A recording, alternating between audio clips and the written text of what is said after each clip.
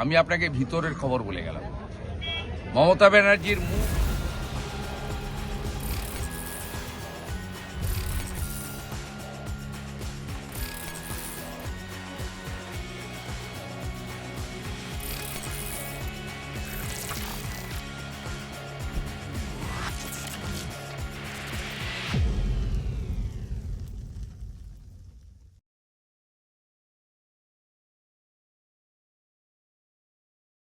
পদত্যাগ করার কথা ছিল, তিনি করেননি। সে কি করেছে আমার জানার দরকার নেই। দেখুন, যারা ইসলাম মানেন তারা মসজিদ বানাবেন, হিন্দুরা মন্দির বানাবে, খ্রিস্ট ধর্ম যারা মানেন তারা গির্জা চার্চ বানাবেন, শিখ যারা তারা গুরুদ্বারা বানাবেন, এতে আপত্তি নেই। কিন্তু নামকরণে আপত্তি আছে। ন্যায্য ভোটারের ফর্ম নামকরণে আপত্তি আছে।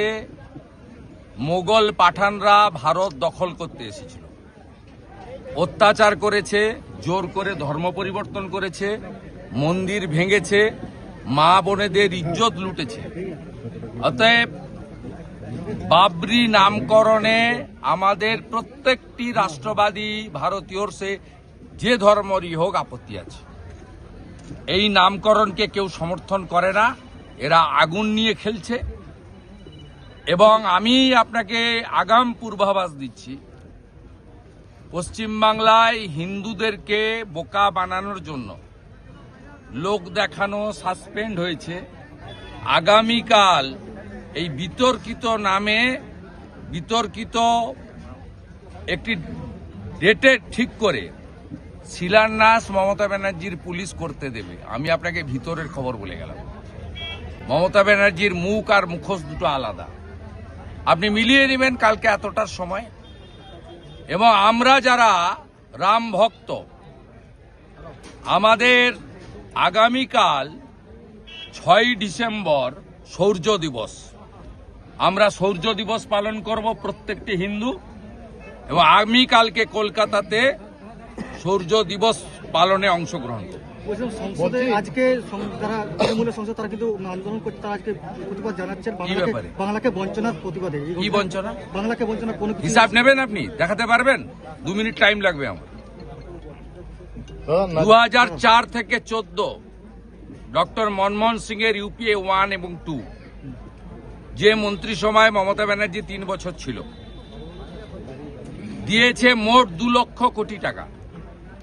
2014 থেকে 2024-এর 31 মার্চ পর্যন্ত নরেন্দ্র মোদীজির সরকার পশ্চিমবঙ্গ সরকারকে দিয়েছে 8 লক্ষ কোটি টাকা।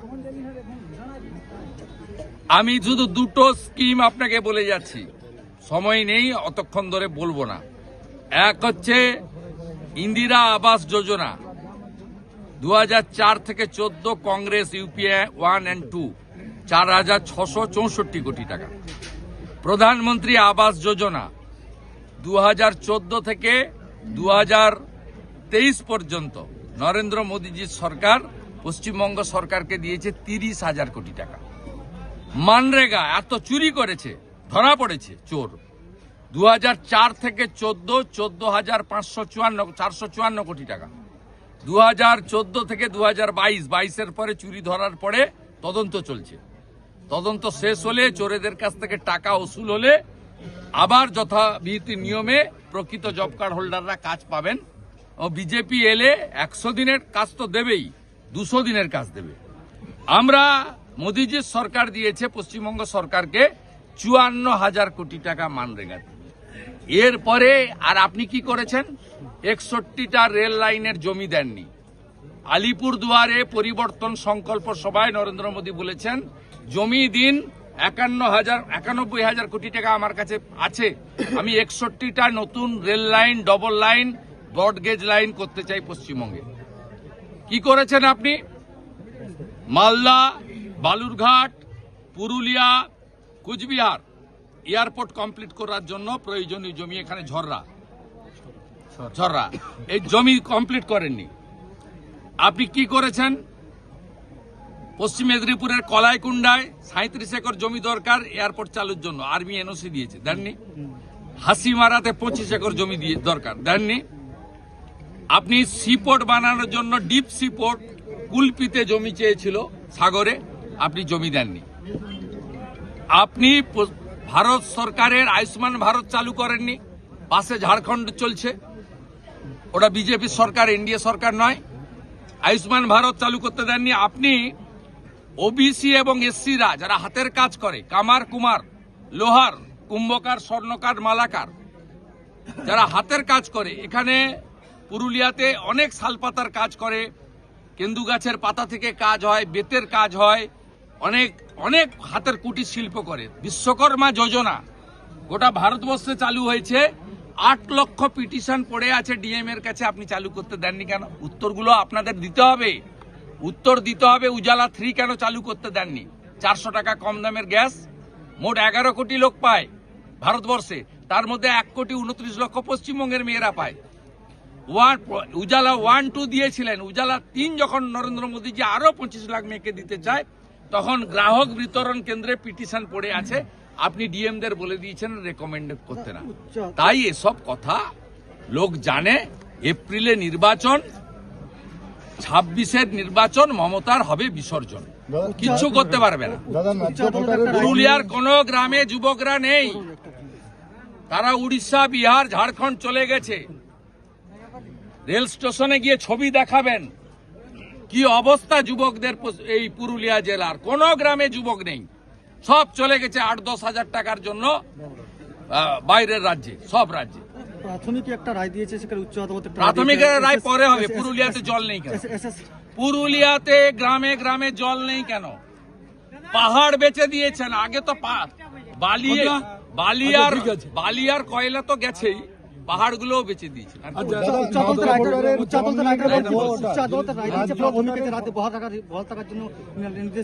উচ্চ আদালতে প্রাথমিকে বহাল থাকার জন্য নির্দেশ দিয়েছে, সেটা হচ্ছে। আর অন্যদিকে এসএসসির ক্ষেত্রে একটা আলাদা রায় দিয়েছে। দুটোর মধ্যে আমি আপনাকে বলি, কোর্ট আইন মেনে চলা উচিত, কোর্ট ধারণায় হওয়া উচিত না। এই ডিভিশন বেঞ্চের রায় ত্রুটিযুক্ত রায়, কি হবে আমি জানি না। ত্রুটিযুক্ত রায় বলেছে, পদ্ধতিগত ত্রুটি আছে, কিন্তু আমরা পরিবারের দিকে তাকিয়ে করলাম। এবারে যারা ভিকটিম তারা বলতে পারবে। ন্যায্য ভোটারের ফর্ম নিয়ে যাচ্ছে ভুয়ো ভোটাররা, এসআইআর ফর্ম, নদিয়ার নাকাশিপাড়ার ঘটনা কি বলবেন? সব জায়গায় বিএলওদেরকে জোর করে এগুলো করাচ্ছে। ব্রিগেডে 5 লক্ষ কণ্ঠে গীতা পাঠ। সবাই আসুন, সকাল 9টায় একসঙ্গে গীতা পাঠ হবে।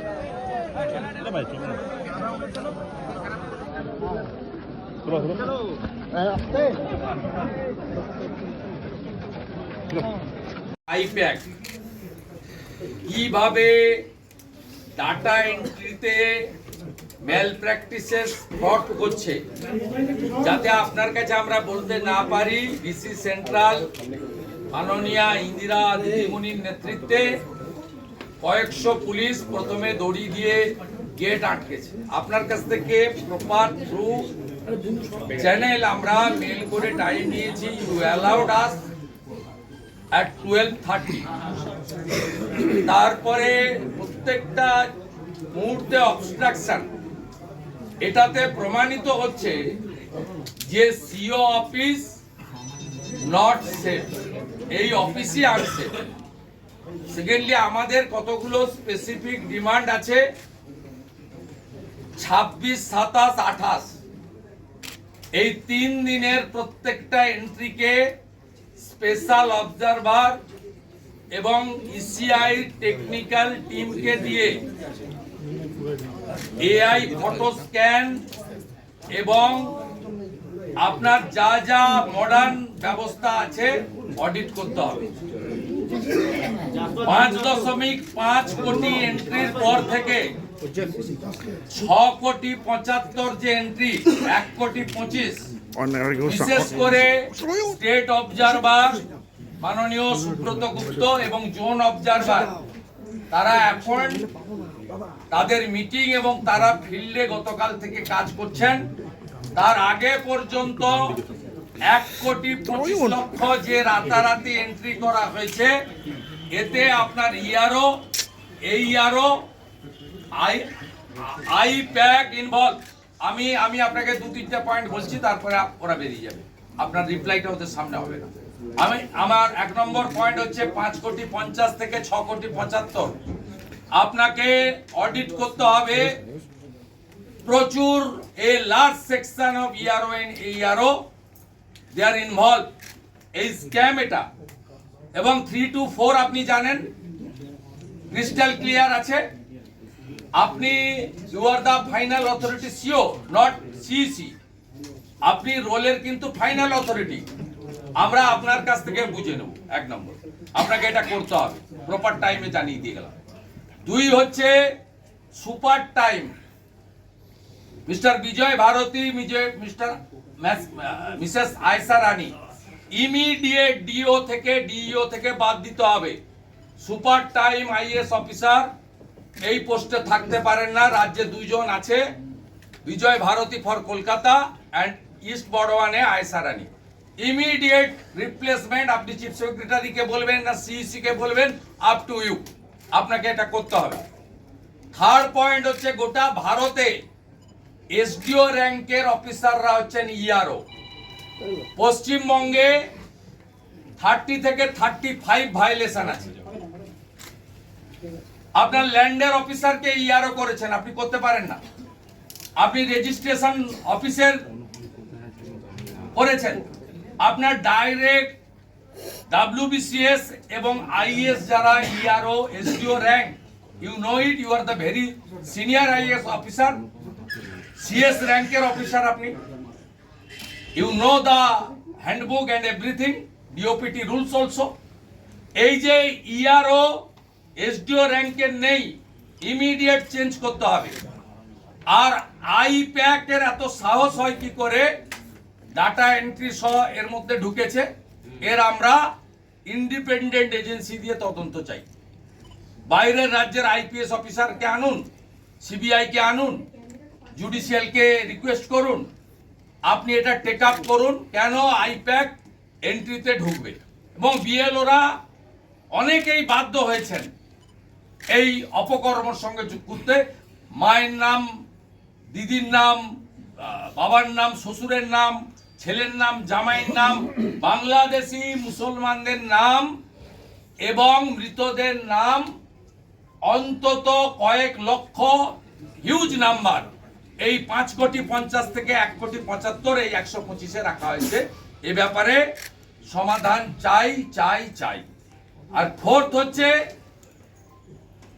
যেভাবে অবৈধভাবে এই অফিসের সামনে মাইক বাজিয়ে বিনা অনুমোদনে সিও অফিসে আসার ক্ষেত্রে রাজনৈতিক দলের প্রতিনিধিদের বাধা দেওয়া হচ্ছে, পরিবেশ হচ্ছে, এই পুলিশের বিরুদ্ধে ব্যবস্থা নিতে হবে। আমরা জেনেছি থ্রু মিডিয়া আপনার অফিস শিফট হচ্ছে, ইমিডিয়েট শিফট করতে হবে এবং ইফ নেসেসারি অবজারভার, বিএলও এবং আপনার অফিসকে CAPF এর দ্বারা প্রোটেকশন দিতে হবে, যাতে সমস্ত ইস্যুতে আমরা আপনার কাছে বলি।